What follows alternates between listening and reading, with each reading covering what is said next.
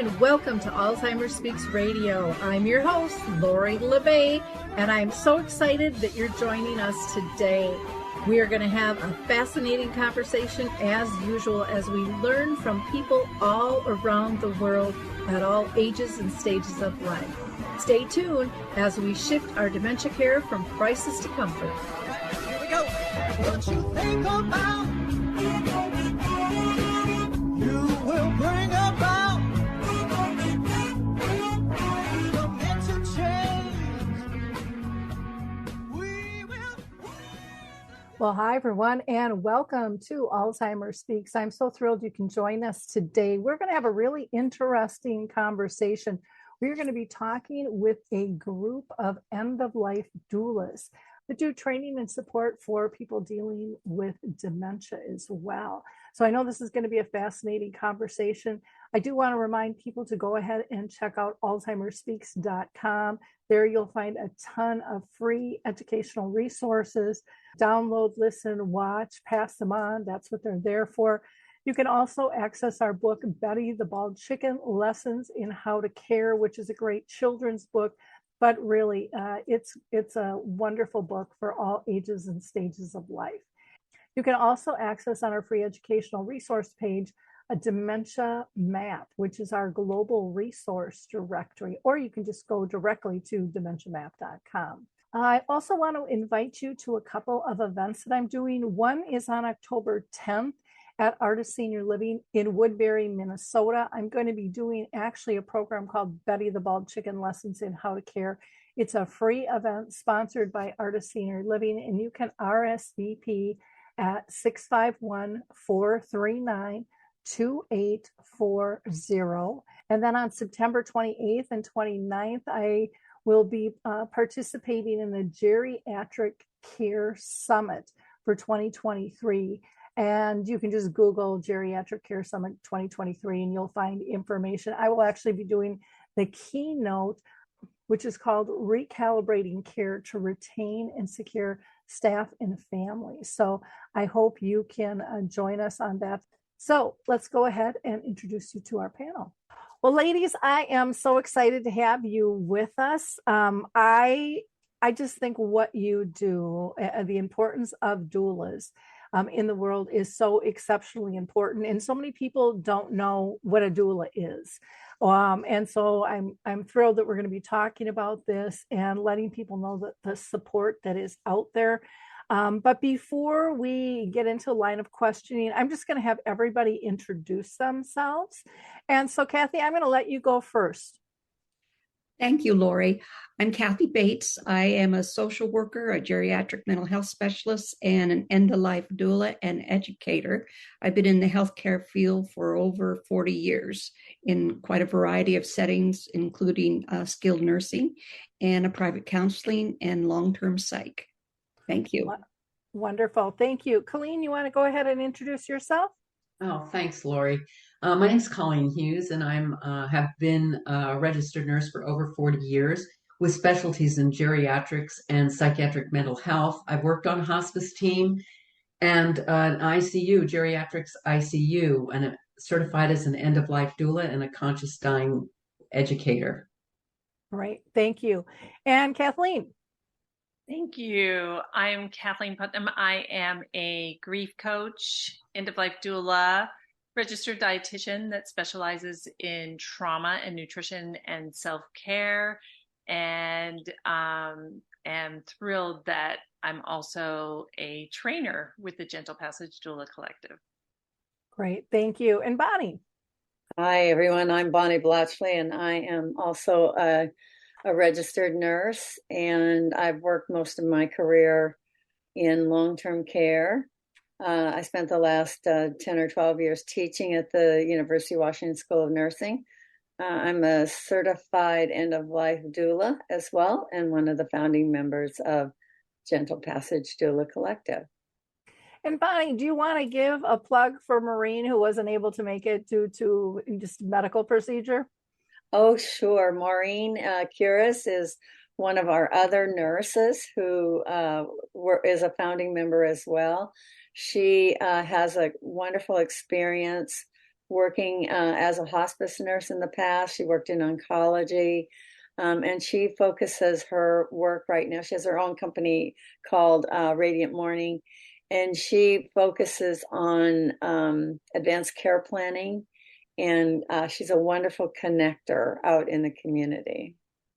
Fantastic. I wanted to make sure that we covered her as well because she's been so helpful at pulling us all together, along with, I'll give a plug for Pat Sylvia too, who is just a dear friend to all of us. So connections are so important, and it's amazing who you get to meet through those conversations.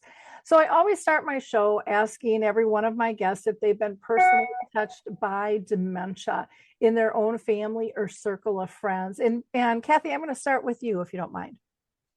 Absolutely. I was a young mother when my grandmother had a very psychotic dementia, Alzheimer's.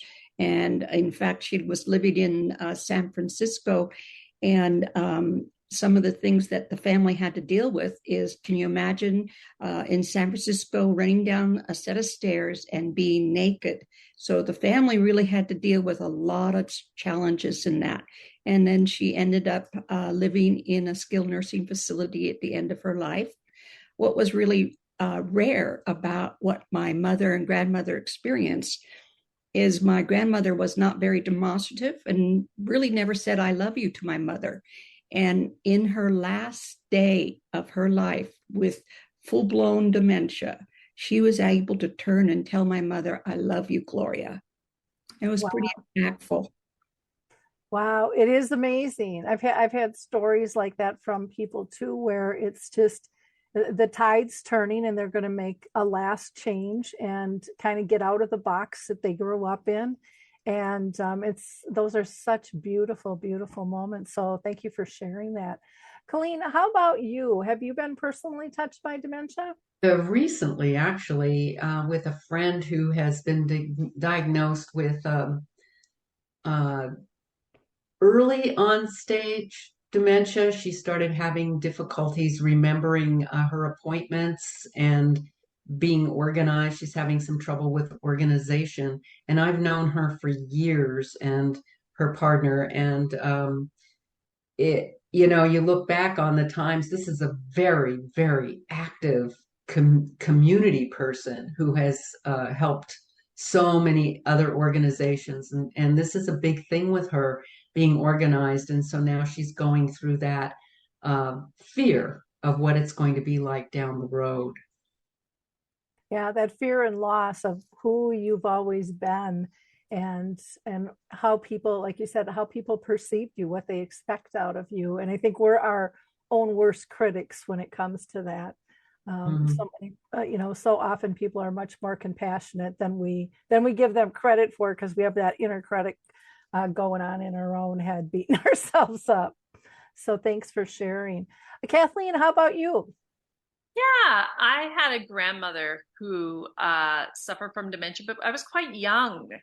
But it was it impressed upon me, right? Because I remember things that were said and how she was treated, and then the stories that followed, and especially a lot of fear of safety with the kids around. And so that was probably the closest that I've come. But then professionally, my first, job as a dietitian was in long-term care. My office was on the floor that was memory care. And I remember having to ask for support and being really worried about different behaviors, and got a really quick education, actually, from yours truly, Bonnie here. We worked together there. And then just watching, I was in my early 20s. I was very green at everything, right? And I remember it became my favorite place to go.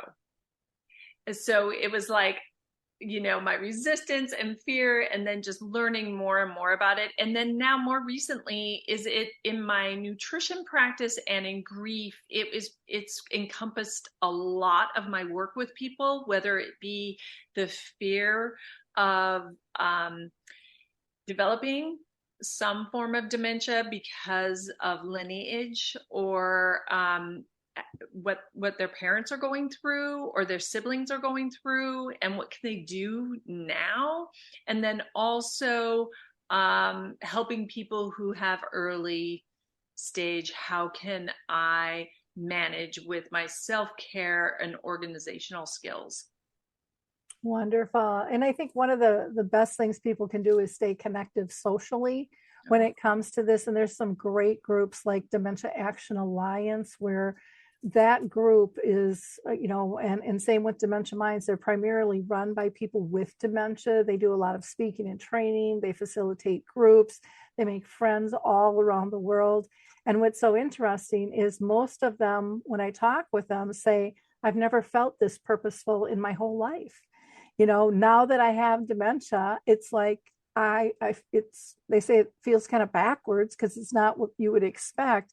But once they get through that kind of grief process, they really feel at home and like they're making a difference. And I think that's so important for all of us. So thank you for sharing that. Bonnie, how about you? Have you been touched by dementia in your family or circle of friends? Yes, I have. Actually with my father, who was 93 when he died, and he was perfectly alert, oriented, and doing everything normally until he had a stroke. And he suddenly one day he was clear, and the next day he was totally confused, and he had stroke-related dementia. And that I think was really difficult because it's like you have to change your whole mindset and thinking so quickly and so fast. But I think not only with my father, but I think going back to my career and when I first started to work on what we called a cognitively impaired unit, that's when I really got exposed to all different kinds of dementia, and I could see how it affected families, children, grandchildren, and how it progressed with our clients, and everybody was so different. And so when I started that unit, working on that unit when it was a hard hat area, and we didn't have any patients yet. And what was really interesting is that we had this idea of how we were going to program the unit, but nobody could really articulate what that programming was. And so we had the great fortune, I think, of really identifying and creating a program that would support and sustain not only the residents who lived with us, but also with their families and friends. So that was very exciting to me.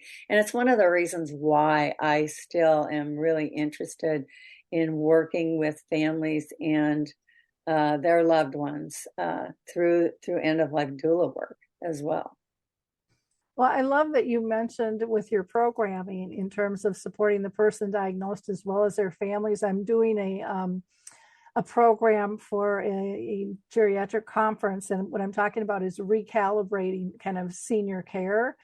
And part of it is getting back to the basics of actually caring for people and not just being so budget and bottom line oriented and, so heavily task managed. And, we've kind of blown past those relationships, but that's one of the beauties, I think, in the work that all of you do. But I think the public is really starting to demand, hey, you're taking care of my loved one, but we need help too.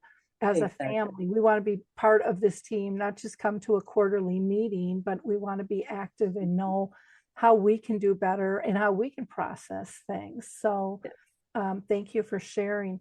I'm going to ask each of you different questions, but initially, because when you introduced yourselves, you all have different titles and certifications, and my audience probably doesn't have a clue, and I don't have a clue on some of them either of what they actually mean. So I'm going to first, and I'm going to start with you, Bonnie. If you can, again, say your titles and then explain kind of what those are.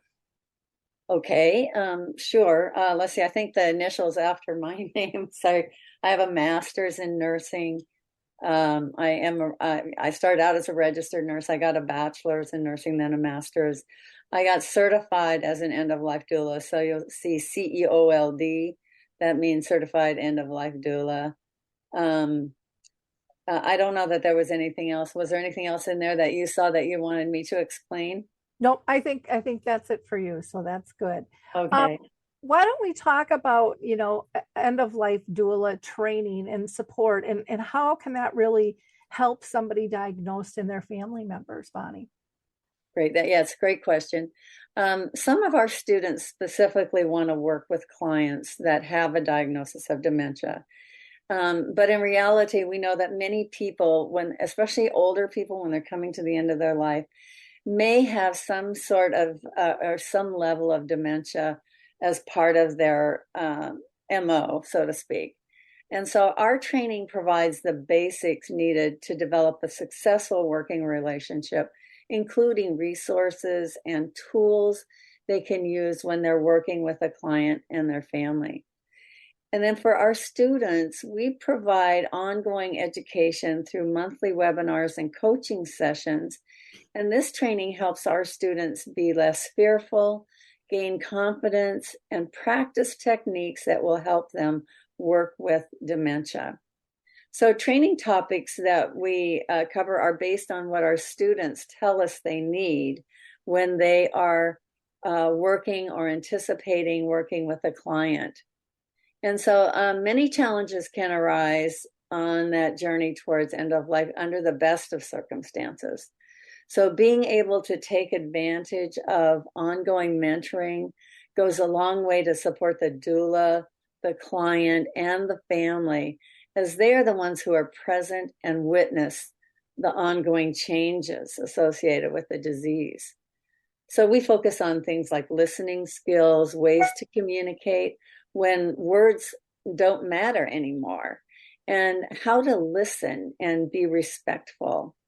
So many times I see people thinking that just because someone has dementia, that they treat them like a child. And these are not children. These are adults with an issue, and we have to treat them that way. So we want them to be able to identify where their clients are in their dementia, and then be able to tailor a program that will sustain them at their current level of function, physically, emotionally, and spiritually, as long as possible.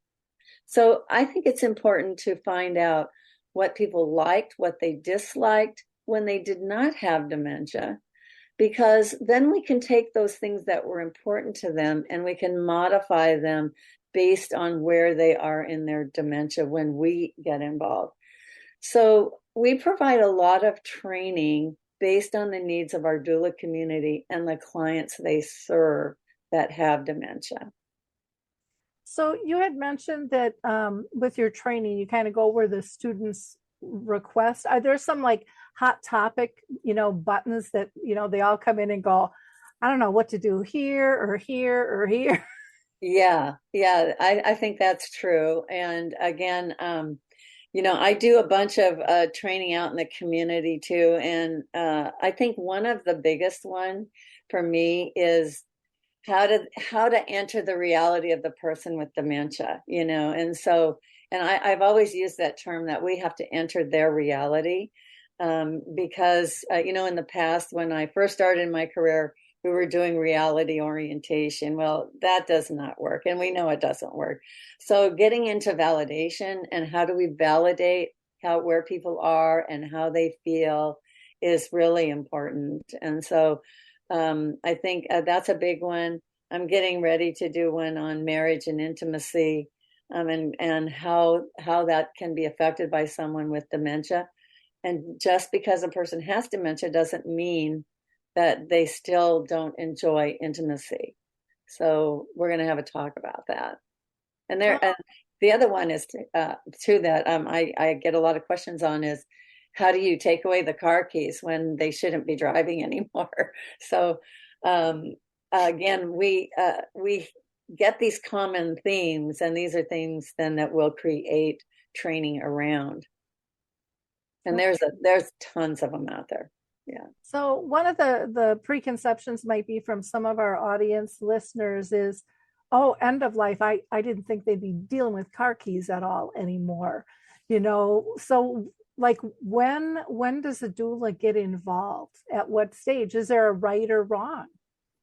I don't think there's a right or wrong stage. And I think really one of the challenges with taking away the car keys is going to be different over time, because cars don't start with car keys anymore.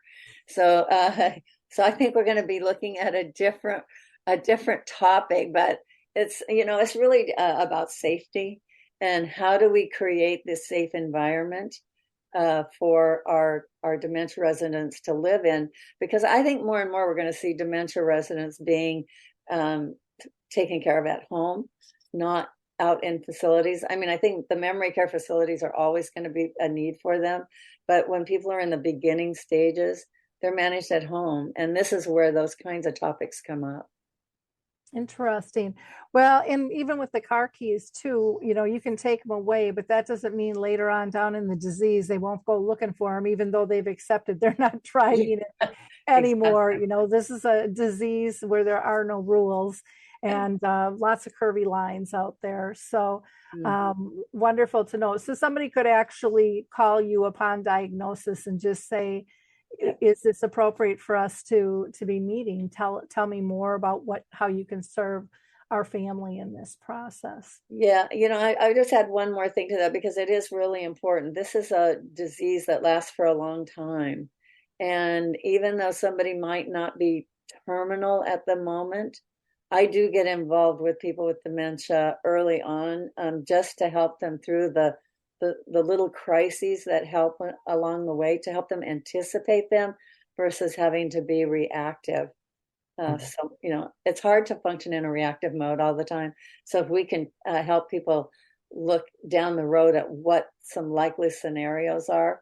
And I'm finding that consumers of my service particularly, and I think all of us are finding that consumers are more educated in what they're looking for. And so we want to be able to meet those needs and help them look at the what ifs. Yeah. Well, and I think too, if you hook up early on, it makes the end of life, the very end, much easier, because you have this relationship built and people know Absolutely. one another. Kathleen, I'm going to go with you, and I'm going to have you go ahead and first kind of talk about your certifications and things that you have. Sure. Thank you.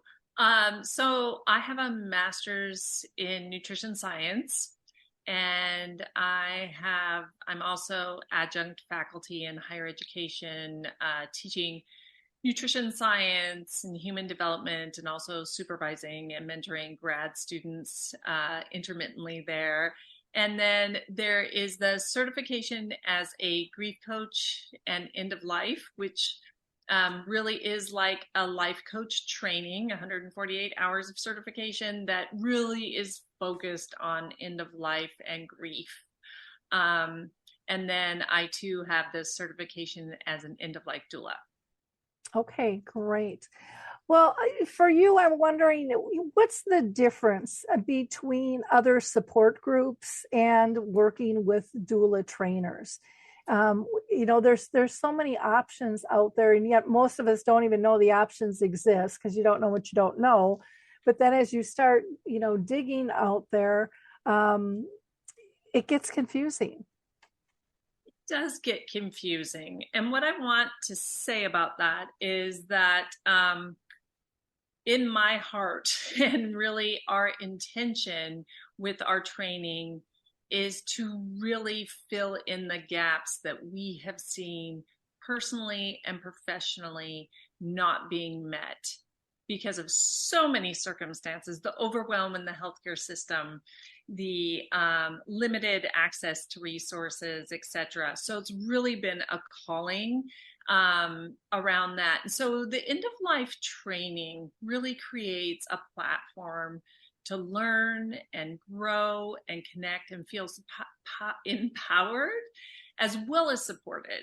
And really the basis is having a place to come and learn how to be self-compassionate. You talked about that inner critic.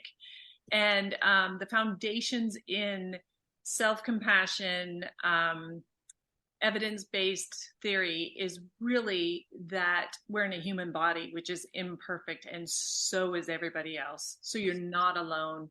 And to really start to learn and cultivate a way of approaching that with kindness and not that inner critic, because that just adds to suffering. And so you're going to be amongst a community that has that intention, that's very intentional and mindful. And that we also, in our training, and it is training, which means the only way that we learn is that we repeat these skills and we integrate them, and we take for us first what works for us, so that we can be not in that reactive mode, but really allow ourselves to practice that integration, so that we can make space for whatever is coming up for me to be sitting alongside, whether it be my loved one as a caregiver, or maybe it's me and my fear of death and dying, or maybe it's me really cultivating more and more skills to be able to bring this to what I'm already doing. And so making sure that we also have a place where there's not just one of us that's carrying this as a trainer in training, but that we have a variety of experience and backgrounds, as you're going to hear. And so that when learning, we want to find that safe person that we can relate to, that person that we can draw resources from. And really, I'm most passionate about the skills around coaching. It feels the most natural to me to be able to be in a place where we can make a space for the truth to come to the surface. Because one of the things around the difficulty of moving through grief and accessing support and making that phone call is really moving through what it's going to take to accept that this is my reality. And so with coaching, it's moving into this place of curiosity instead of judgment.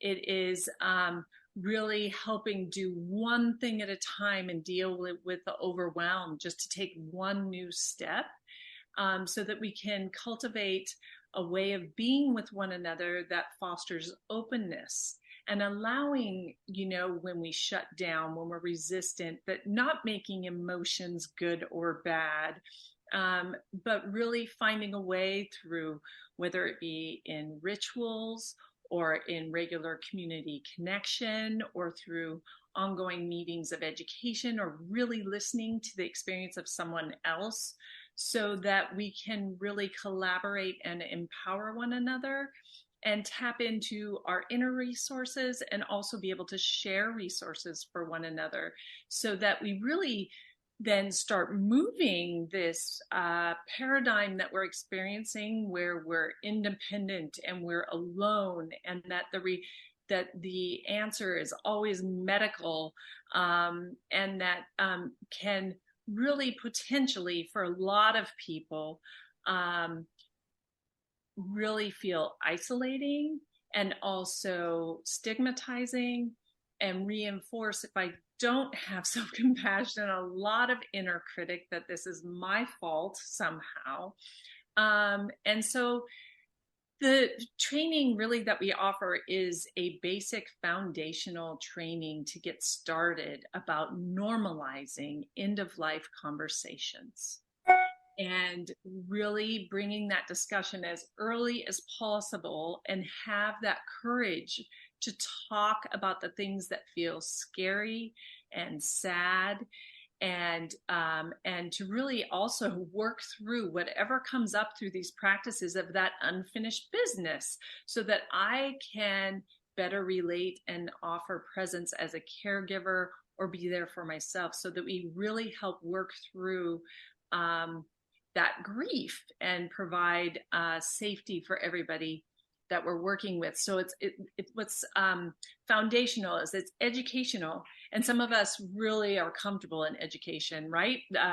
If we have a skill and we educate, and this cognitive, that's how we make money in this country, and that's how we've valued one another in a lot of ways. And so we're leaning into that space of those conversations about what does it feel like to be human and what does it feel like to have these conversations, because we don't have a lot of great role models for this. And to also be able to address those things that people don't talk about, that is that disenfranchised grief, the things that people don't see, which does happen with early onset dementia and a lot of illnesses where people, you don't know what's going on with someone, but we have to create that space so that it can come up. So that's really what we're wanting with the training and how it's different. So support groups really look different. And I think for me, what creates a lot of safety is to make sure that the environment doesn't feel competitive, but it feels collaborative, because we just automatically do comparisons that, ooh, their situation's much worse, than mine. So really, I can't speak up, and one of the biggest heartbreaks for me is people not accessing care and support because they feel like their problem's not big enough. Very true. You said so many different things. I love the curiosity versus the judgment. I love the truth and the authenticity, creating that safe space to have real conversations, to allow people to feel, because we don't feel like we can show those things. And one of the things I'm sure you guys run across a lot is not every family gets along and is loving, and yet they're still there. And the family dynamics are all different. And those things have to be dealt with differently. And they have to be, like Bonnie said, even with the person with dementia, they still have to be validated no matter who the person is, because that's their reality. And how do you move through those things? The other thing that, to me, one of the differences that I see is that it's not an 8-week course. That's one of the things that I hear so often from people is, I don't want an 8-week grief course. I go to it, I feel better, it's over, and I go right back to where I was, and I got to start all over again. And what I've always heard with doulas is it can really be customized to what the needs are. Also, in terms of being able to be multifaceted, in terms of taking that Western medicine and Eastern medicine and legacy piece and educational piece and pulling it all together, instead of going, okay, now I made you an appointment for over here, and then don't forget Thursday you got to go here, and then they get stressed out. But to know there's one person, and I'm sure you all do it a little bit different, and not that you don't collaborate with others, but I think you take a lot of that heavy weight off in terms of knowing there's one person I can really rely on and trust that knows everything. And am I misspeaking on that, Kathleen? No, not at all. I was going to add, I think the empowerment part comes from learning skills. So that when you're in that situation that feels really stressful, when you're trying to talk to a medical team where there feels like there's this power differential or there's something else going on, is that you're really learning skills so you can self-regulate, so you can stay attuned to the person that's in need, and be able to provide care right then and there. And that when it doesn't work, that there might be another approach. So you can come back to our coaching. You can ask for more training. You can ask for more resources. There's lots of other people out there doing incredible work that we draw our education from. So just really being resourceful, so that you don't feel scared or that you've got it wrong. And I think that's the only thing I would add to, is that it's skill development too. Okay. Great. Colleen, I'm going to go to you. And if you don't mind kind of explaining your certifications and things, and then we'll get into your questions as well. Sure. So as I said before, I'm a registered nurse. I have an MSN, which is a Master's of Science in Nursing. And I also took 10 years out of nursing, decided, and it was because I was working at a geriatric psychiatric unit. It was really psychiatric medical unit and research Alzheimer's unit at UCLA. that I decided I wanted to take 10 years out and do something a little different in approach. And so I got a clinical doctorate in chiropractic and was more interested in mobility and wellness part of that career. And so I got that. And then, of course, as time went on, I got my end-of-life doula certification from the Conscious Dying Institute out of Boulder. And I also got a certification in conscious dying education, which people don't always understand. And what that really is helping that individual decide what priorities they have and how they want to die. And it may mean they would like the whole family there. It may mean they want a party. It may mean they want to have a living funeral before they die, have people, present while they're still living. It could mean they don't want a lot of people there. They only want a significant other there. I mean, it's all about how you want to die. Now, we all know things change, but if a person has plans and they have alternative, they feel more empowered. And so that's basically what that's about. Wonderful. And I am glad you mentioned that living celebration, because that's something fairly new and not everyone's been invited to one of those, but they're really quite beautiful to be part of, and to also understand that privacy piece, that not everybody wants what you want or what you think everyone's supposed to want, and being able to allow that space for that. I wanted to ask you about life reviews and reminiscing. We're just hearing so much more about both of those things, especially when it comes to Alzheimer's disease and different types of dementia.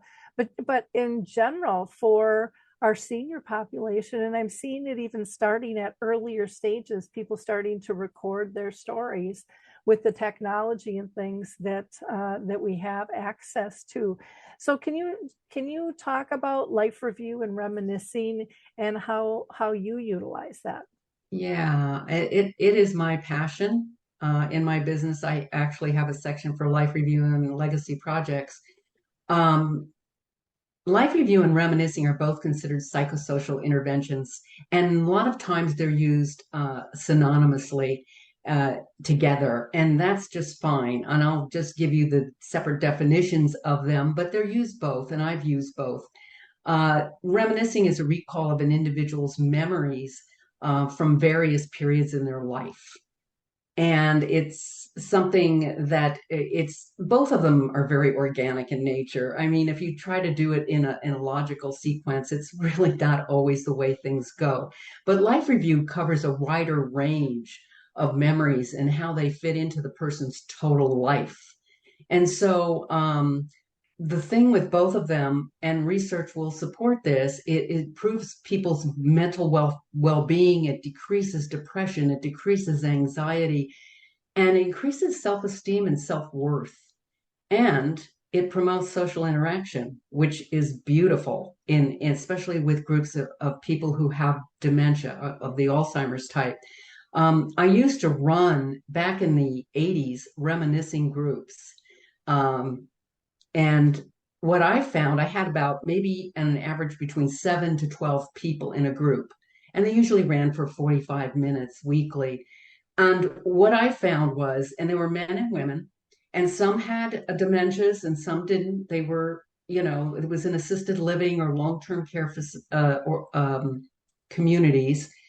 And sometimes the men would talk about the war, but they wouldn't talk about specific experiences. They would talk about their experiences of location, like they were in Italy or they were in France, and what did that mean?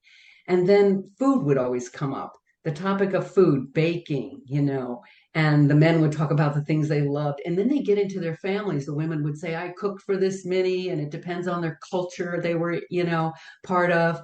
And so it was always exciting, but poetry was big.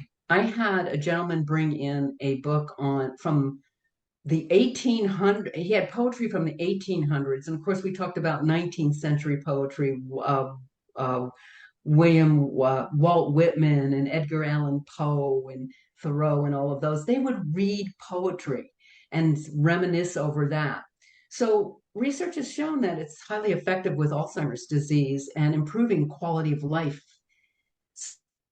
So doulas do play. We have this in our program. We have legacy and life review, and September 19th, I'll be doing a webinar on legacy and life review. So we really stress this, and doulas play a role because it can either be one-to-one, and you can bring in the family with this, because the family can also support the memory of the individual and get them involved with this. So it's I teach at Cancer Lifeline. I teach a class, and life review is part of that class.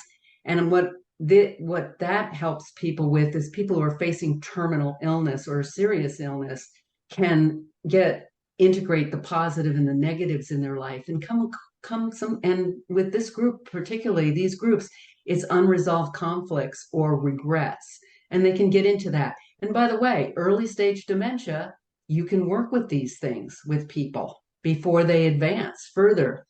So dementias, we know, disrupt the short-term memory process. And the nice thing about life review and reminiscing is it goes around that short-term storage, and you can access the remote. And what I have seen is the people don't have as much, what do I want to say, they don't have the same feelings of loss and frustration because they can access the remote and feel like they're part of life still. And that's where the positive self-image comes in, and the socialization. You feel like you're still part of something. So we do one other thing when you're doing either one-to-one with life review or reminiscing, you're using active listening. And in our program, we call that holding space. And that is the compassion. You're totally present for that individual, and you're not fixing things for them, and you're not making judgments, because we have non-judgment as part of being doulas.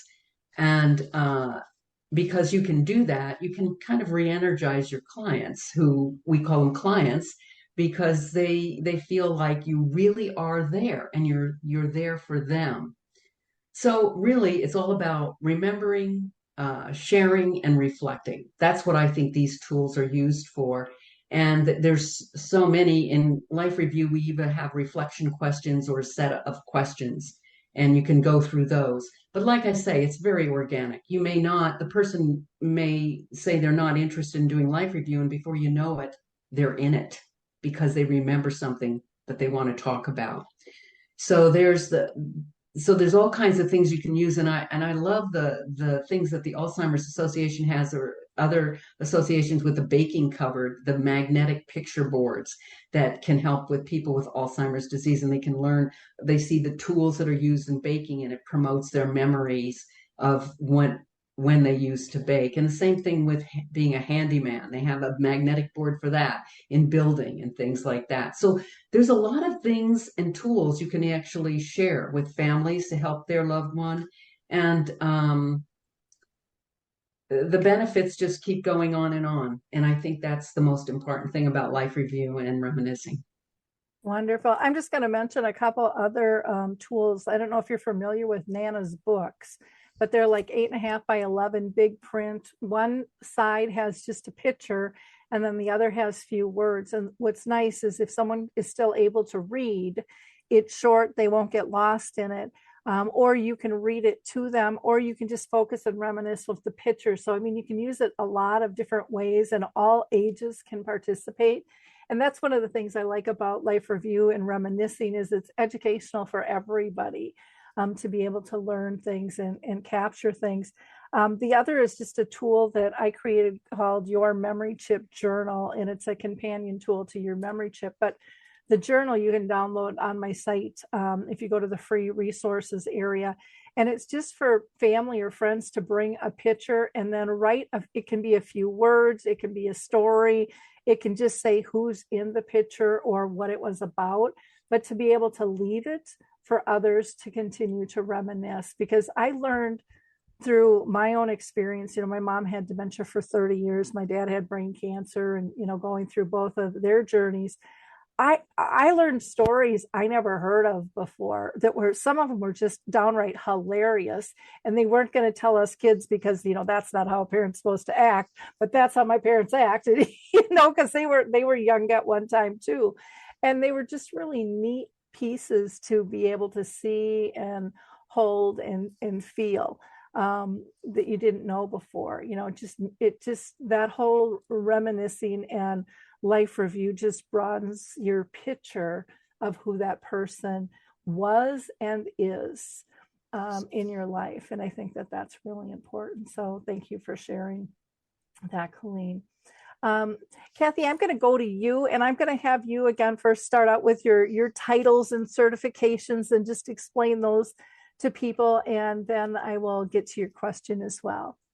Certainly. I am a social worker, but not an MSW. I've been in healthcare for a very long time, actually since 1975, when I started working with emotionally disturbed adolescents in a psychiatric setting, and then chemical dependency. And I have a bachelor's degree in criminology corrections. But my experience as a social worker started in 1994 in long-term skilled nursing settings. And I too worked with Bonnie. In fact, one of the most interesting folks that we called them residents in that environment of the skilled nursing, was the gentleman who actually did the entire chapter of dementia, was actually a resident of mine there at that setting a long time ago.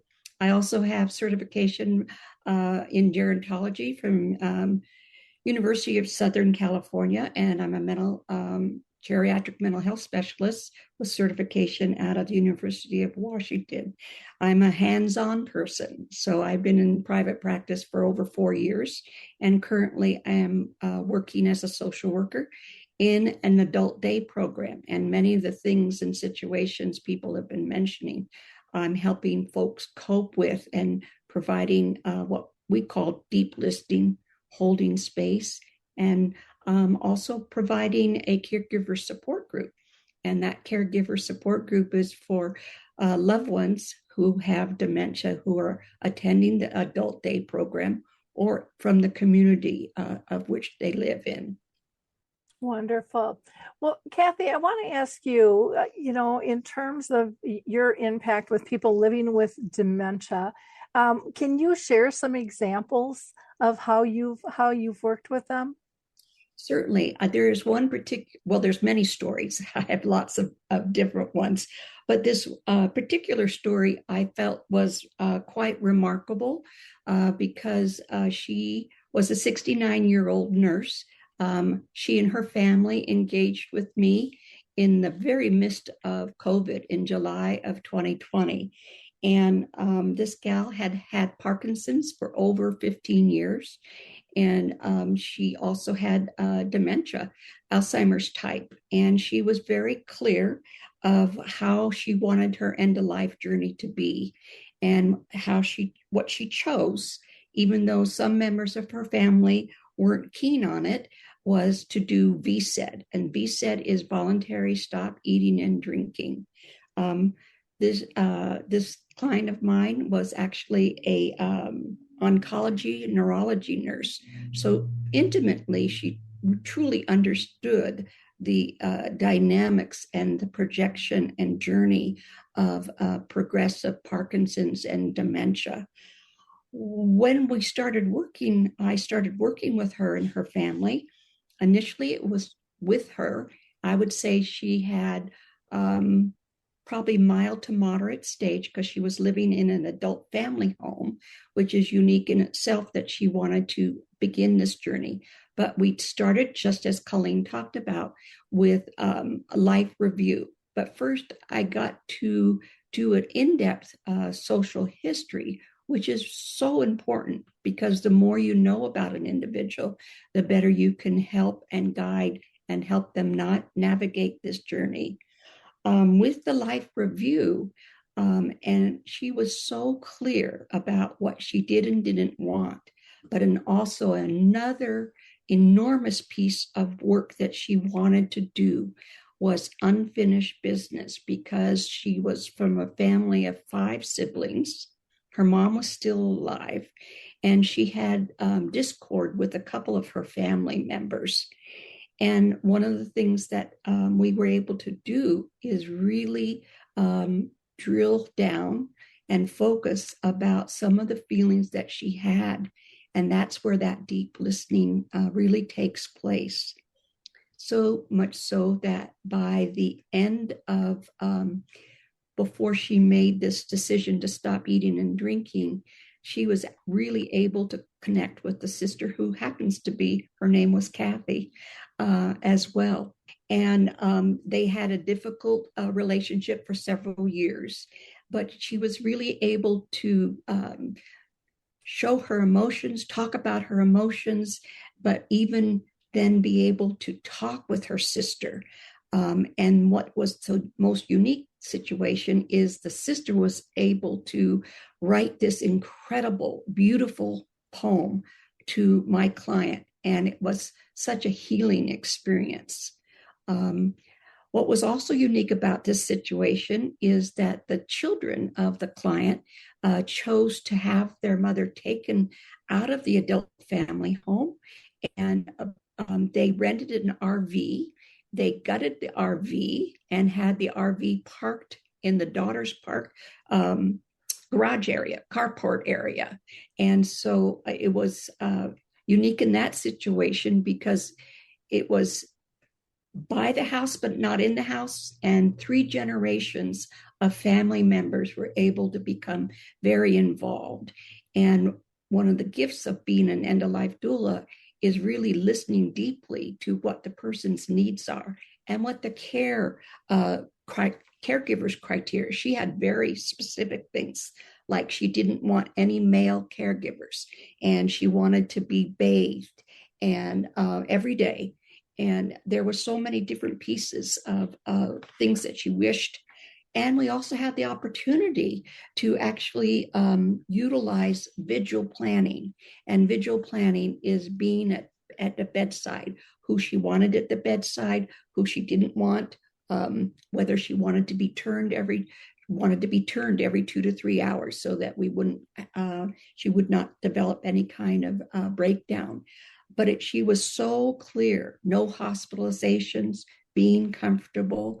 And she ended up having also 24-hour caregiver.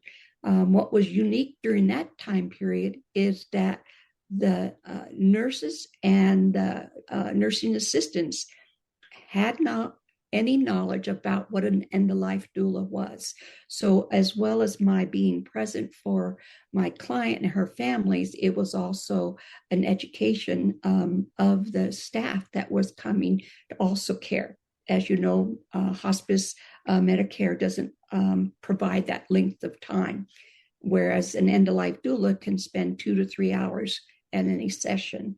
And as the days got closer, she actually made a conscious decision that August 18th would be her last day of eating and drinking. And what touched my heart so much is that she chose that day because her daughter was a school teacher, and she wanted her daughter not to have to be burdened by caring for her when school started. It was really quite emotional.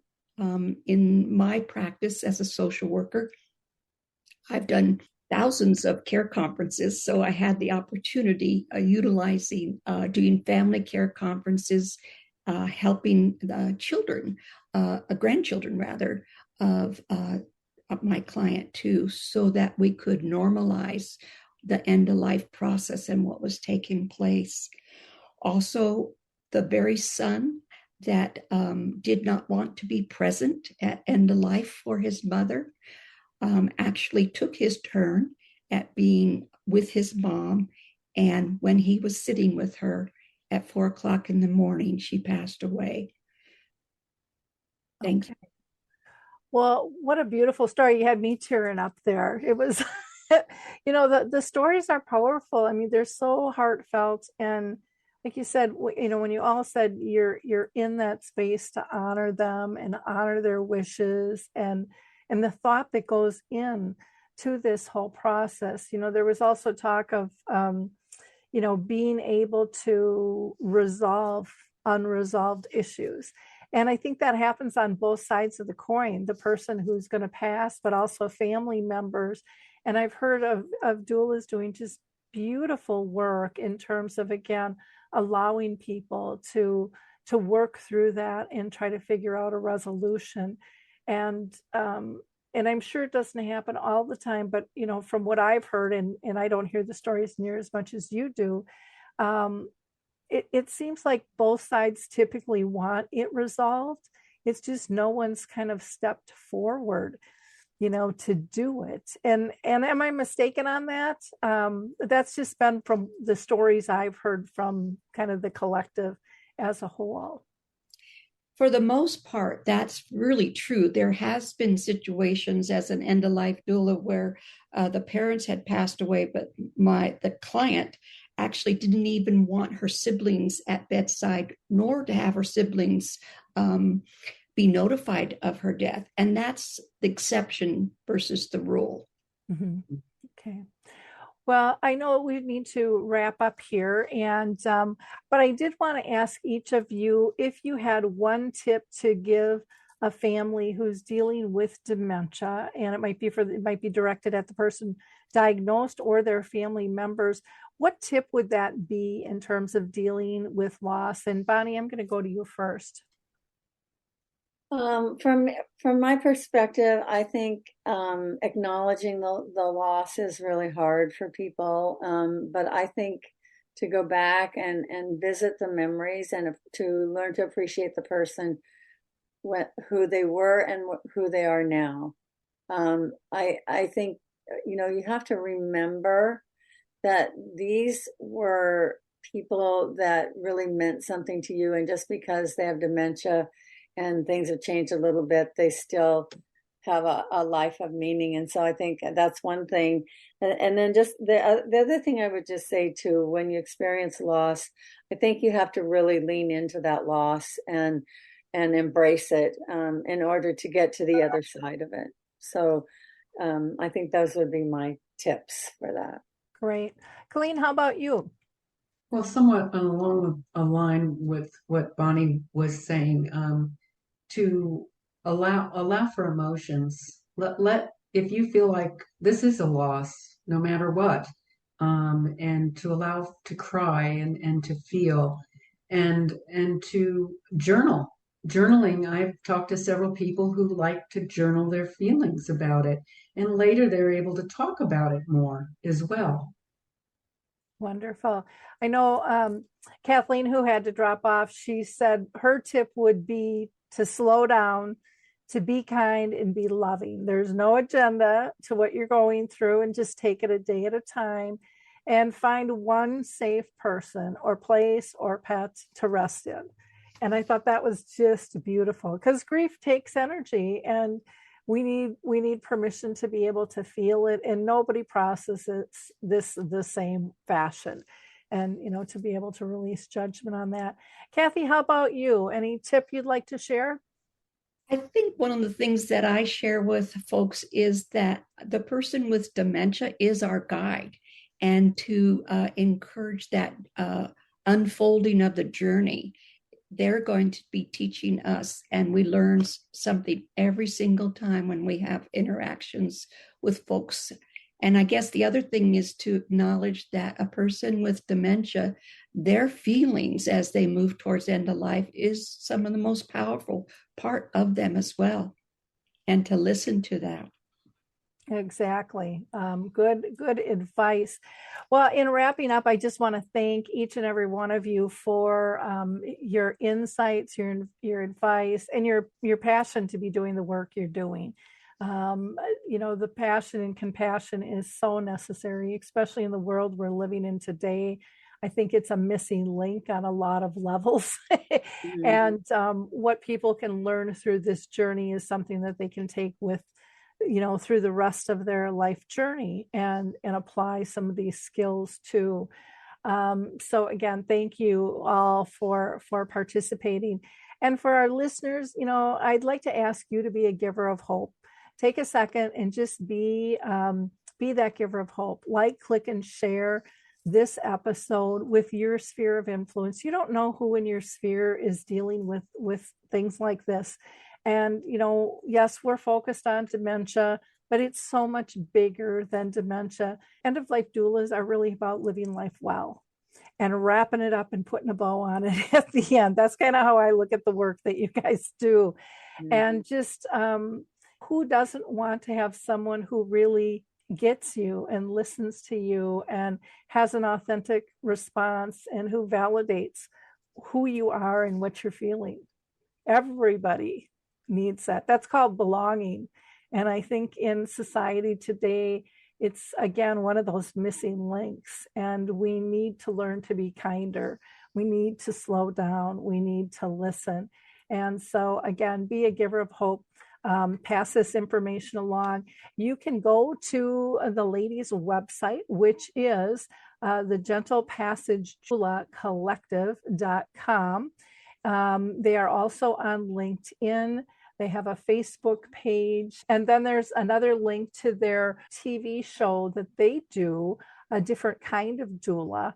And so check that out too, because they do some interesting interviews. I know I'll be honored to be one of their guests coming up here soon as well. So I'm looking forward to that.